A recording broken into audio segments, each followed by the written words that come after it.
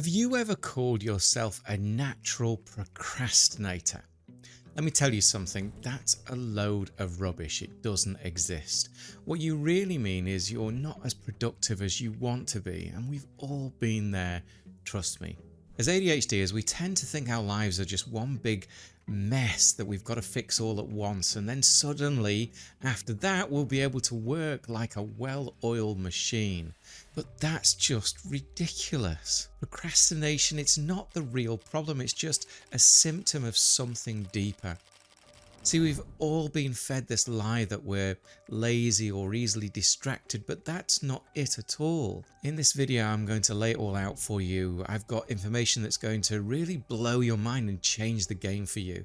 Plus, I'm hooking you up with a free workbook to help you build some self-awareness. Let's get going. So here's the real deal. As ADHDers, whether we're working in a 9-to-5 or running your own business, we just don't function like everyone else, and then we start thinking, if I could just fix everything, I'd be all perfect. That's not it. You've got to understand this. ADHD makes you different, and that's okay. Yes, we've got our challenges, but procrastination isn't the root of all evil. And neurotypical people have their challenges too. So what's the real problem then? Why are we wired so differently? Well, it all comes down to these things called executive functions. They're the reasons that some tasks feel like climbing Mount Everest for us, while neurotypical people might breeze right through them. We all struggle with different combinations of these executive functions, but the end result's really the same. We just can't get enough stuff done. The things that are really important. And that's why we're going to dive deep into these executive functions today and how they could be messing with you and how you can start to build some awareness to take some real changes. Oh, and in case you didn't know me, I'm Phil Drinkwater. I've been in the trenches helping ADHDers unleash their potential for quite a few years now. Someone with ADHD myself, I get it, and I've been exactly where you are. My mission is to get you from stuck to thriving. So, entrepreneurs with ADHD, understanding executive functions is a game changer. It's like a backstage pass to your brain. And these are the 12 that every ADHD person really needs to know and understand. And this free workbook's going to help you figure out which ones are really tripping you up the most. And remember, ADHD looks different for everyone. We've got our own unique cocktail of struggles. So we've got to dig deeper and figure out what yours really are. Let's jump in and break them all down. First up, impulse control. This is all about putting the brakes on those split-second decisions. You know, like impulse buying, I buy things all the time, or driving headfirst into a project without thinking it through. It's a real problem. Next, we've got goal-directed action. This is the one that keeps you locked in on the big picture, your long-term vision. When this starts slipping, shiny object syndrome tends to take over, and suddenly you're drowning in a million little tasks and projects. Next up, time management, the bane of most ADHDers' existence. Estimating how long things take, jumping between tasks, hitting deadlines, it can be a real nightmare for us. And then there's stress tolerance. As an entrepreneur, stress is kind of part of what we have to accept. But when you've got ADHD, it can be really difficult and throw you off your game. Emotional control is another big one. It's not just about handling stress, it's about keeping all of your feelings in check so they don't derail your productivity. Obviously, many of you will have heard of rejection-sensitive dysphoria, and that's a key part of this for ADHD people.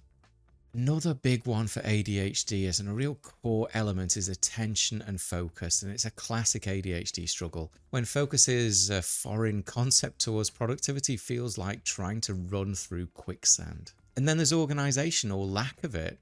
Losing important documents, forgetting emails, misplacing your keys for the millionth time. Probably sounds pretty familiar. And planning and prioritising. If you can't nail these down, business is always going to be a bit of a mess. Really confusing. You've got to be able to create a game plan and tackle the most important stuff first. That's important in your productivity. But even if you've got a solid plan, task initiation can be a real kick in the teeth for you. You know exactly what needs to be done, but actually starting it, it's like your brain's on strike. Now, one that I find that ADHD people don't consider too much is self-monitoring. It's about being aware of yourself and how you're coming across to others and your impact on everyone. Without it, you might bite off more than you can chew, say something you can't take back. It can really cause problems with relationships. Working memory, big challenge for me, I have to be honest. It's like your brain's sticky notes. It's what's there to help you remember clients' names, which can be awkward, or the details of a project, or even what you had for breakfast that day. And when it's not going well, that can cause a lot of problems. And last one, flexible thinking. This is something for me that's a real win. I love flexible thinking. It's being able to think outside of the box, come up with creative solutions. But for a lot of ADHD people, it's easier said than done. And particularly if you don't have a level of self-awareness, it can be really difficult to know that this is even a problem for you. So which ones of these really resonated for you? Pop it in the comments below. Why am I telling you all of this? Because we're all struggling to get things done. It's usually not just one of these executive functions causing the problem, it's a tangled web of them. And when you're stuck in that cycle day after day, not knowing what's really going on, it starts chipping away at your confidence. You start believing that you're just a procrastinator and that you'll always be this way. And I've seen this a million times. Entrepreneurs and executives will come to me convinced that they're just lazy. It's absolutely heartbreaking. But I've been there too. I didn't even know about executive functions for a long time. Considering how crucial they are for navigating ADHD, it's crazy. So I mentioned me and impulse control. Let's say that I might have a few too many gadgets lying around. Time management's also a real struggle for me. I do find it difficult to hit deadlines and keep myself in check. And if I do have some plans, sometimes it's really hard for me to follow through with them. It can really trip me up. And another difficulty for me is organization. It's definitely not my strong suit. I was a project manager for a long time, and that made it really difficult to do my job. When planning and prioritizing is a real challenge, project management becomes very hard. I think a lot of that comes down to my working memory though. I can only juggle so many things in my head at once. But as I mentioned, flexible thinking is a real superpower of mine, and I can always come up with a creative solution. It's one of the things that really makes me a successful coach. But here's the thing, when ADHDers are struggling with productivity, they often get stuck in this black and white thinking area. They only see two options. Option number one, suck it up and power through. That's uncomfortable and exhausting for us though, and leads to burnout. And option two, just give up. So I hear this constantly. People are convinced that these are the only two paths forwards. But on this channel, we're all about shattering that limiting set of options that we have for ourselves, because there's so many more creative solutions out there just waiting to be discovered, and ones which will suit you. Coming to terms with your unique struggles is a really key part of breaking free from that victim mentality that you might have built up. It opens up a whole new world of possibilities for you and your business. But awareness is just the first step. Once you've got that locked down, you can start to work with your executive functions more rather than against them. For me, I had to get creative to outsmart my impulsive control issues, and I switched to a bank that allows me to separate accounts into different spending categories, and that was a real moment for me. I had financial control. For my working memory struggles, I've got a foolproof system. The second something comes onto my radar, it goes straight into my calendar. That's a habit that I've built. Alarms, reminders, and everything, all is in this. And I make sure that everyone in my life knows how important this system is to me. So if I'm discussing something with them and I need to make a note about something, I do it right at that moment, unapologetically. But here's the thing, I didn't just wake up one day and have all these solutions figured out. It took time, trial and error, learning from my own ADHD brain. And that's the key. Slow and steady wins this race. You can't expect to fix everything overnight. The most important thing is just to start somewhere, anywhere. The problem with ADHD is that we want this instant gratification. We want to cross everything off our to-do list in one moment, but that's a surefire recipe for overwhelm. We get paralyzed by the fear that if we start something and don't finish it, our entire organizational system comes crumbling down. That doesn't have to be true. The key is to go at your own pace. Tackle what feels manageable. And don't bite off more than you can chew in this moment, otherwise you're just setting yourself up for failure. So how do you figure out what's really causing you struggles? How do you know if it's a planning problem or working memory problem? That's where the real question comes in, the one we so often forget to ask ourselves. Why? In my coaching, I use a little something called the 5 whys. It's a technique that helps you drill down to the root cause of something, and we usually get there in 5 or so whys or less. Let's use me as a guinea pig.